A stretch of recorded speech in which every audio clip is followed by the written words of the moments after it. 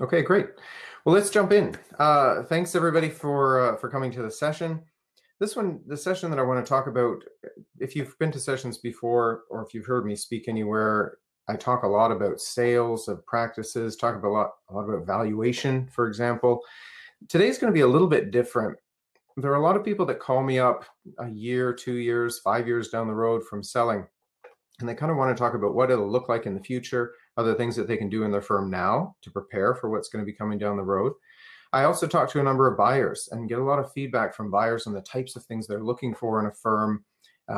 Maybe they have their risks that they want to avoid, all of that kind of thing. So what I've just found is that when you look at the future sale of a practice, there are some things that you can plan for and prepare for. I also find, and I'll talk about this a little bit at the end, is that the things that help you prepare most for the success of your practice are also those things that are going to help your practice be successful overall. So it's kind of a win-win when it comes to that. So I'm just going to jump into a few things here. I'm hoping that I can open up for questions at some point. So if you do have any questions as you go along, feel free to send them, and I'll try to get to them as well. I usually like to have a fair bit of interaction here. So, okay, so let's jump right in. Let's make sure that I'm working this correctly here. Forgive me, I'm just getting used to the platform. So basically, this session's for you if you're looking at retiring or selling your CPA firm or general accounting practice, tax practice in the next 1 to 5 years. If you're further out than that, we have a lot of, actually, most of this will still apply. If you're wanting to get the highest price for your practice, these things are key. I'm going to be talking about things today that buyers really care about. There are things that are important when you look at the buyer market for a CPA firm. Plus, as I mentioned, they're just important for your practice in general. So that leads to a third item here. If you really want to improve your practice, these are some key things to think about. Obviously, there's going to be a lot more, or maybe not obviously, but there are going to be more things to talk about than what I have time to do here in this particular session. So very happy to have somebody give me a call afterwards. We can set up a time to go through things in more detail. The types of things I'm talking about today, they're much more, I'm very used to having personal conversations. So this is a little bit different when I don't have that immediate feedback, but I hope this will be helpful to you. If you want more feedback on your particular situation, absolutely, we'll schedule a time for a call. Okay, so I'm just going to jump in here, then we'll get started. I wanted to talk for a few minutes about buyer mindset. Often when somebody's looking to sell, they're thinking of themselves, and they should, because they want to prepare for their future, etc. But if you can kind of get a little bit of the buyer mindset, then you can start to prepare your firm correctly, because at the end of the day, it's a buyer who's going to buy your practice, not yourself. So let's just talk about that for a few minutes. I mentioned this a minute ago, but I spend a lot of time talking to buyers, have a lot of conversations, and through that, I think that both buyers and sellers are really at a critical stage, both in their lives and in their career. You get a seller that typically is wanting to retire. So they're wanting to take this that they've built. They want to find a good fit for it. We talk a lot about fit. We talk a lot about transition planning. And then you have the buyer who's thinking, you know what, a great way of growing in my career is to purchase a firm. And so there are opportunities involved with that. There are possible risks that they might see, although there may be less risks than sometimes they would imagine. So what I'm going to say today comes from my experience and our experience of talking to a lot of people. So I don't think that there is just one sort of textbook on this. What I'm talking about today is just, hey, these are the kinds of things that people are saying. When you go through a negotiation with a buyer and the seller, things come up in the negotiation. So I've started to really, over time, you really see how people approach these things. And so that's what we're going to talk about for a few minutes. So what are buyers looking for overall? Well, first of all, they look for different things. And especially in a market like in any of the major centers in Canada, the major cities, whether it's the GTA or Vancouver or wherever, you have probably something for everyone. In other words, sometimes somebody will tell me, well, this practice has too many personal tax returns. I want business tax returns. Yeah, but there's probably someone out there that just wants personal tax returns. In fact, there are. So there's sort of something for everyone. And the key is to find, okay, in that biggest pool of buyers, what do most buyers want? And how do we satisfy what they would want with our particular practice, in a sense? Knowing that there's particular specialty practices and all that as well. But generally, These are some of the things the buyers are looking for. So the most common things: location. Location is very key. There are more buyers in a metro area than there are in a rural area. Now, we sell practices in rural areas, so that, is certainly the case. And what we have been finding lately as I talk to buyers and to sellers is that as a result of COVID, I would imagine you have some people that are wanting to exit the metro areas and move to, smaller towns, smaller cities. So that's an interesting trend. But having said that, location is key. Size of the practice: there are more buyers for, say, a $300,000 practice than a $3 million practice. So, there are more buyers at that level. The mix of services, as I just mentioned a minute ago: business tax, notice to readers, assurance. There are different buyers at different levels. There are a fewer number of buyers that would be LPAs than just general CPAs. So that's an important one. Profitability. This is really big and continues to be big, not only for the buyer, but if the buyer is getting a loan, it's going to be important for the lender as well. And also trends of the practice. Is the practice growing quickly? Is profitability growing? What types of clients are coming on? Are they in a particular industry? So buyers will pay attention to these kinds of trends. So those are some of the common things. We can discuss that a little bit. You've probably heard me talk about that, excuse me, before on other speaking sessions. So that's number one. Number two, buyers are looking to avoid risks where possible. Now, this is where we can help a little bit, and where I think I in particular can help, because I'm not an accountant. At the end of the day, I'm a client of an accountant. My wife and I both have businesses, and so I think like a client. I don't think like a buyer, and I don't think like a seller in some ways. And buyers are generally, their main risk they're concerned about is, are all the clients going to take off? And I don't think they will, especially if there's a really good fit, or we found that they don't, if there's a really good fit and there's a good transition plan. And I can speak to that as a client and the types of things that clients care about. So that's a whole nother talk for another time. Other risks: anything that could be, like, let's say that you had a seller that wanted to sell their practice, but they wanted to set up shop next door, the next day. Well, obviously that's a risk that a buyer just can't take. And there are other kinds of risks that could come up. So we help buyers to mitigate these things, but it really helps a seller to understand what's going on. So for example, if it's a particular term in a non-compete, it's not that the buyer is trying to be difficult, but hey, they're putting themselves out there. They need to protect themselves just as the seller would. So those are things to consider. Opportunities. This is huge. And for the best buyers, I find there's one common element in the best buyers today. The buyers that are, if they buy a practice and they're really successful with it, is opportunities. If you're buying a practice for recurring revenue, probably not a good idea to be buying a practice. If you're buying a practice because you want a place to start, you're buying an opportunity to build something, that's when you can really do something. I find that some buyers, as they're working through this, they want to guarantee, okay, this is the recurring revenue I'm buying and I'm banking on this, and I want to put things in the agreement to guarantee it. But at the end of the day, they're missing out. It's kind of like if you're shooting for a target and you're aiming just at it. Well, okay, if you fall short, you might be below the target, but if you aim high, you might actually, or hopefully, would hit the target. So I find that the best buyers are thinking of buying a practice as an opportunity rather than just buying recurring revenue. So that's something important. Simplicity. Buyer wants something that isn't too complex of a deal, that's pretty straightforward, and they can get on their way and then run the practice. That's important. Any advantages? So some practices have certain advantages. So if there's a particular industry that the buyer is already in or wants to be in, or in a particular location, those are advantages specific to, say, one particular firm that's being sold. And that can be very attractive to a buyer. It may not be attractive to all buyers, because buyers want different things, but there are key advantages of a firm. Let's say that your firm has a particular, let's say they do a particular process in a particular way. Or the way they onboard new clients, things like that. They're an advantage, or could be a competitive advantage over someone else. These are things that a buyer would look for also. So when you take all of those things together, one thing I want to say is that as they work themselves into that relationship that's starting between a buyer and a seller, although and you'll see at the bottom of the screen there, although a purchase is it's finalized in an agreement. I mean, you're going to have something legal at the end of the day. What I find is the best transactions happen when you have confidence and you have trust. When the buyers look at all these things we just talked about, whether it's risk, opportunity, simplicity, when those things are brought out in the practice profile that we would produce, when it comes out in the conversations with the seller, it builds confidence in the buyer. builds confidence in the buyer to say, yes, I could do something with this practice. It also builds trust. And we'll talk about that in a couple minutes. It builds trust in the buyer who is confident and who trusts the information that they're given to them, is in a better position to offer a better price for a practice, is in a better position to have better terms for a practice, and they're in the best position to be able to service the clients well. Because at the end of the day, almost every seller that comes to me says, Darryl, regardless of whatever happens, even besides price, I want two things.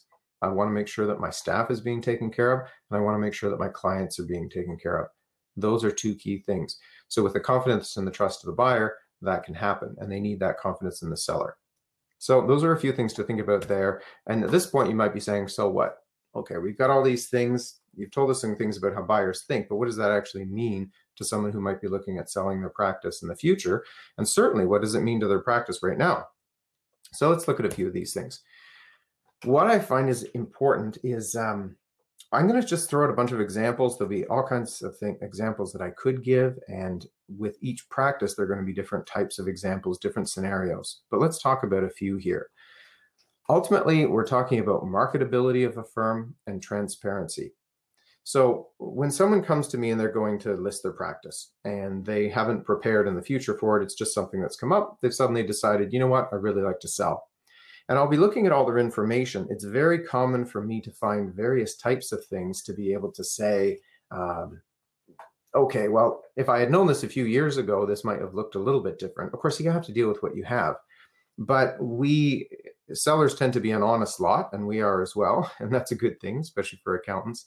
So you have to present the information accurately for the buyer to see it. But some things will make a practice more or less attractive. So profitability, for example, whatever that profitability happens to be, when you come to sell, you can't tell the buyer, oh, it could be really profitable. Now it could be, but they're going to be looking at what it is right now. So that's one mindset for a buyer. So if we go back to the other screen where I was talking about these common factors, all of these factors can be brought in to the where are we here? Marketability and transparency. So looking at a few other things, for example, categorizing appropriately. We're going to go back and forth between a few of these things here. If you have, some sellers don't, like let's say that they have a, and when I say sellers here, I'm just meaning general accountants. Let's say that you're tracking your notice to readers and the personal tax returns for those business owners and bookkeeping all together as one.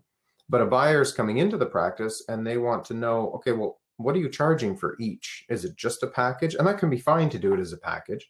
But sometimes I'll talk to a seller and they'll say, well, I can't divide these out. We don't track it in that way. And so one important thing to be able to do if you're anticipating a sale in the future, say, okay, a buyer's going to they're going to want to be able to divide up the data to say, okay, does this make sense for me? You know, is the business stuff, yeah, you're making a good, the sales are good on that, but the personal tax returns are really cheap. So if you ever look at one of our profiles, what you'll find is a mix of services chart where we break these down individually. That's not always the case that you can do that depending what you have, what's data the seller has. But if they're looking at this 1, 2, 3 years before, they can start to put that data together. It makes the firm more marketable.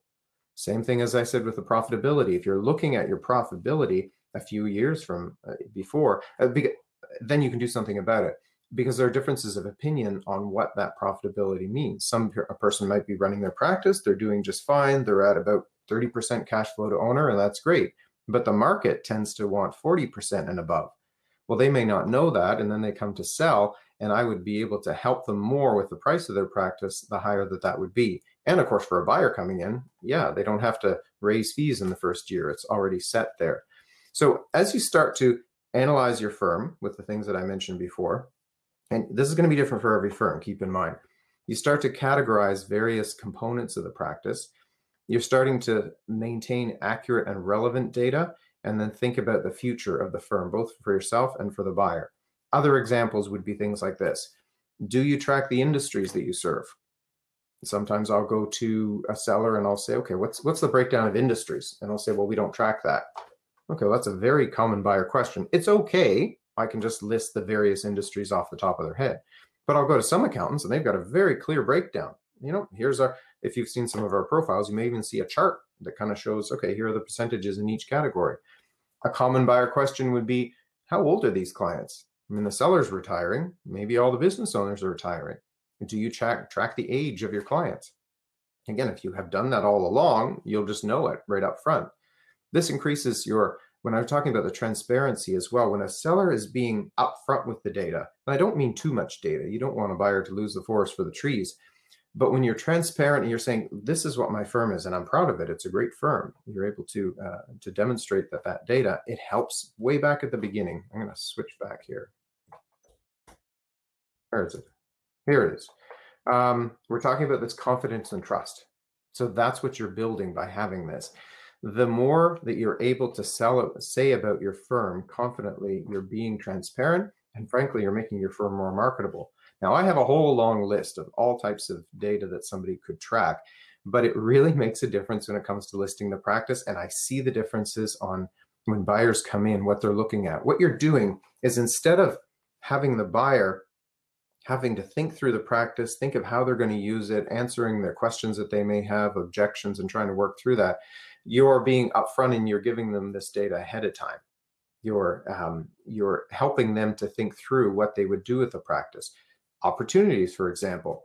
The buyer could come up with all kinds of opportunities for your practice.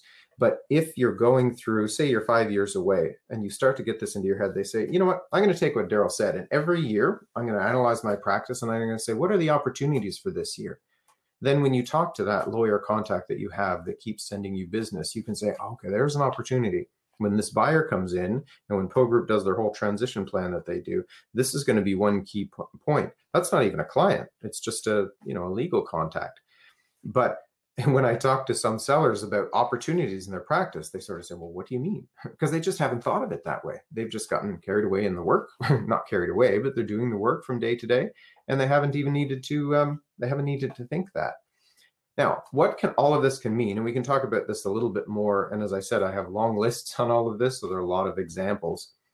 What this can mean is, once you start to think this way, it will, oops, here we go, the payoff.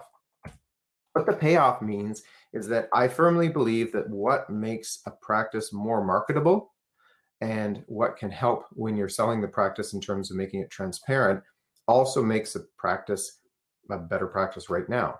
So for example, if I tell you, you know what, if you're working too much as a seller, too many hours, a buyer is going to see that as a negative. They're going to see that as a risk, because they want to be able to buy your practice. But if they know they're going to be working too much, well, is this going to be worthwhile? Becoming aware of that ahead of time and starting to either delegate or be more efficient, and being aware of that will have the payoff of a better practice with low owner hours later when you sell. But along the way, you're going to be working less. So you benefit from that. Making your practice more profitable means that you're going to be earning more money ahead of time. Who knows? You might not even want to sell because your practice will be so great by that time. So the key is, and I realize I haven't gone through all of these examples. We don't have time today to do that. But as I said, I'm happy to jump on a call. But what I find is that it's very common for CPAs to, they keep working from year to year, and they're not doing that profit analysis and thinking, how can I better my firm at this time, which will also benefit it for a sale. I talked about hours. I talked about profitability, streamlining processes. There's a lot of improvements that can happen with the practice, and there's so much really good content out there right now. Everything from pricing to processes, remote working, even having a team with your employees, employee culture, that kind of thing. So all of that is going to make you a better firm. And on the right-hand column here, you'll have a better sale. Your firm is going to be more marketable. Oh, by the way, in between these two, I actually also firmly believe you'll probably grow as a practice, because when you're profitable and you're not strained working too many hours, you're going to get better service to your clients. You may even have better services to give to your clients if you can expand a little bit on the services that you're offering. Depends how specialized, and that's a whole different topic. But ultimately, the client benefits from this as well. But anyway, back to the better sale. Makes your firm much more marketable. There's so much for me to say. There's a marked difference when I prepare a practice profile for a firm that has really done it right over time. Here's a quick example. I had a practice listed recently. I won't say which one it was, but it was really a unique practice. The seller and I talked a lot about it. but I knew it was worth more, but I was trying to figure out how much is it worth. And in thinking how much I thought it was worth, I thought, how am I going to communicate this to buyers? So I sat down and I said, you know what, I got to find 10 key things about this practice, 10 benefits why this practice is different than most other practices, or that it just has really great benefits in and of itself. So I sat down and wrote my list of 10 things, and I had to stop at 24 things. In other words, there was so much to say about this particular practice, I could just keep writing. So to be able to sell that, and that was really of interest to buyers as well, to be able to have something like that to sell is great. Occasionally I'll have another firm where, you know, it's kind of an okay firm, but there isn't as much to say. So there's an opportunity now to be able to do some of that planning. So in a sense, there'll be more to say about your practice in the future. So anyway, that makes your firm more marketable. Certainly you get better offers at the end of the day. The offers are more clean because we had that confidence and trust at the beginning. Confidence and trust. The payoff from that means the buyer says, look, the seller's being very upfront with everything. I can see this practice is a quality practice. They're not hiding anything here. And they'll have a good offer. It just happens time and time again. You also have much smoother due diligence. You've already done a lot of that work then. And in many cases, you have a practice where you have, you know, due diligence, the buyer asks for all this stuff and the seller says, whoa, you know, there's a lot of stuff I have to show here. Yeah, but if you've prepared that ahead of time, due diligence is actually pretty smooth and pretty easy. So those are just some thoughts there.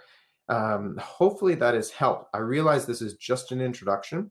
I just find that there aren't that many buyers and sellers really talking about this. When they think of preparing for a sale, they're thinking of things like, you know, a seller's thinking, do I have enough money? What's the timing like for the market? Instead of looking at their own firm and saying, hey, you know, what could I do myself to make a better sale down the road?